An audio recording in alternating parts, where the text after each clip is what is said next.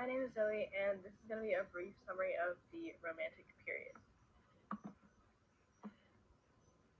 So, the Romantic period is really not what you would expect at first.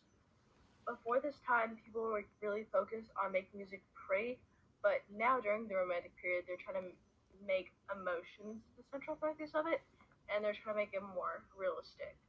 Things are also more exaggerated during this time, and the Romantic period lasted from the early 1800s to the mid to late 1800s. So what was happening during this time?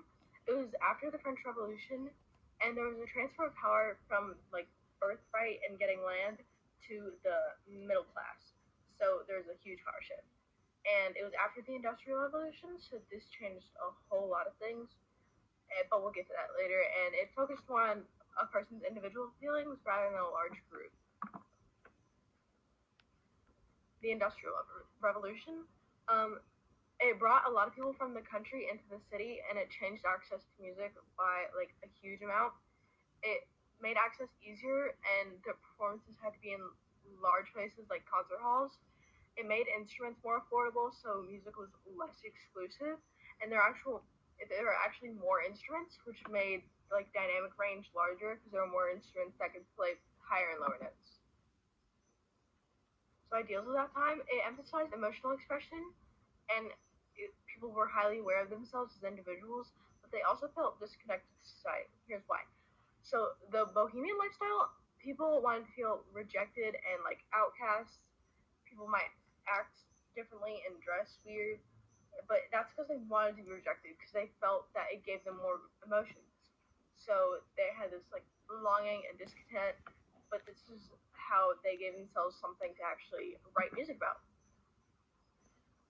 Okay, so for struggles of the Romantic period, the artist was struggling against rather than working within society and convention.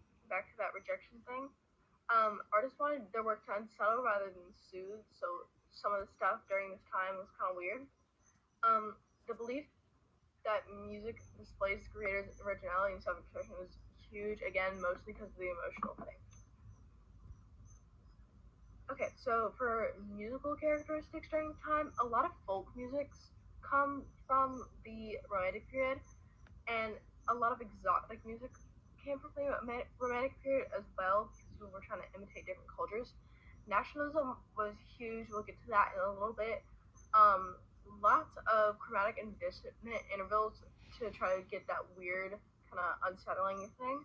And it was very emotionally charged, bigger, larger, louder, just more. So for the program music versus absolute music, program music was instrumental music that had with literary or pictorial associations. So it kind of let you know what the piece was going to be about. And it gave you images and ideas. But with absolute music, nothing was really intended with like literary or pictorial meanings. Like he was kind of up to like what the music was, and not it didn't have like a distinct title or anything. Okay, syphilis. This disease changed the outlook on pretty much everything with music. It was a very visual disease due to the lack of treatment at the time. It ate away at the skin, left sores, cut a lot of composers' lifespan super short. Life is actually pretty terrible because you might think, oh, it probably wasn't that bad, but it was actually like pretty bad. It was challenging to sell things on the street if you look kind of terrible. Berlioz, he was born in France. He fell in love with an actress, and he stalked her a little bit, but eventually committed to marry her. Then he realized that he doesn't actually love her, but he really loves Shakespeare, so he gets with her. Then in Symphonie Fantastique, it depicts the story of his life, and it's the first example of psychedelia in music, and because he writes it while on a bunch of opium. So about the Symphonie Fantastique, he takes opium, falls asleep. Each movement depicts a dream while he's asleep. The idea of fixation lasts throughout all 5 movements, and it's shown by the lone clarinet, which represents the woman that he loves, Harriet. So the first movement, he's thinking about the woman that he loves. They're at a ball, life seems great.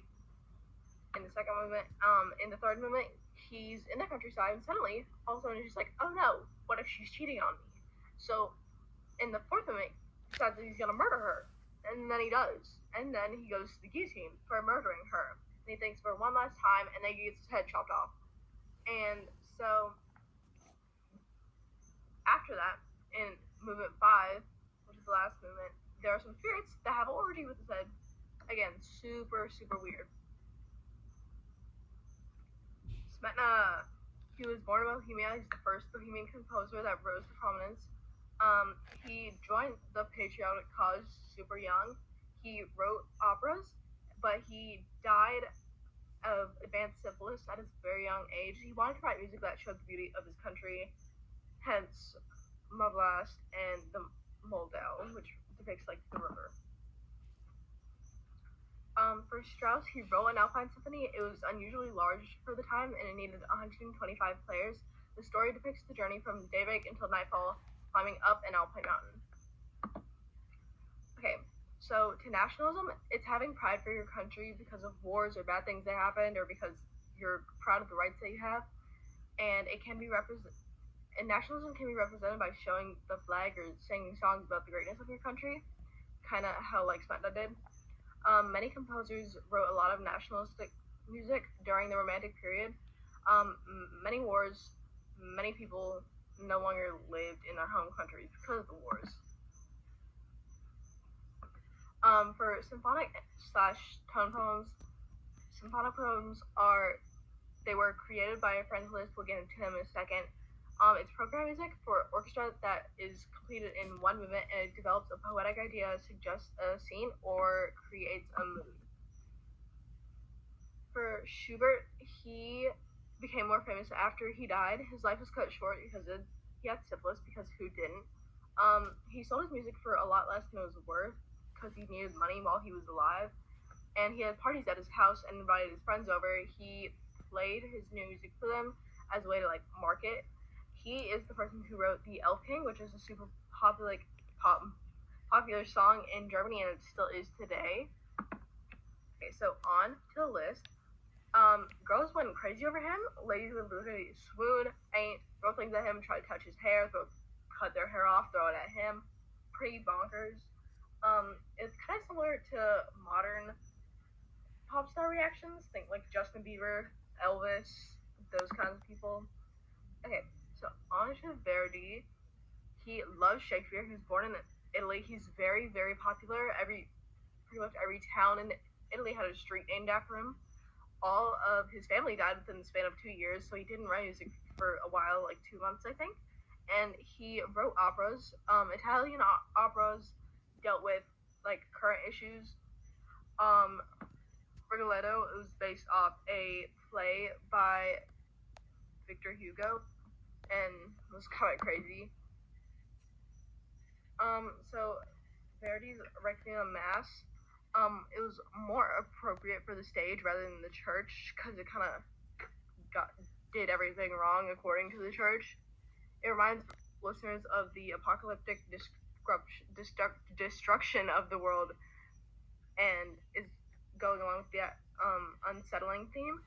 And he wrote music other than church music, which the church did not like, and it was excessively theatrical, and prayers performed outside the church pretty much corrupted the prayers. So here's a sample of that.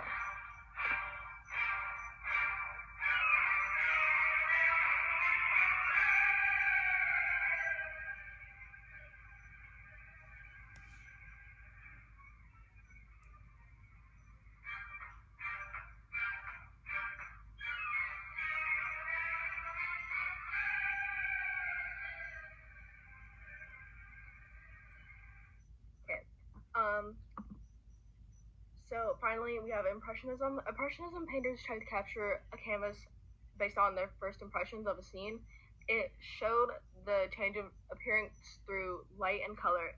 It was a French movement developed by visual artists. There were no harsh lines or colors. Everything kind of blended together. It was kind of blurry or vague, and it translated into sound pretty much the same way that it did onto a canvas. It was subtle, whole tone scales, dissonance, all that kind of stuff. And that is the end of the Romantic period.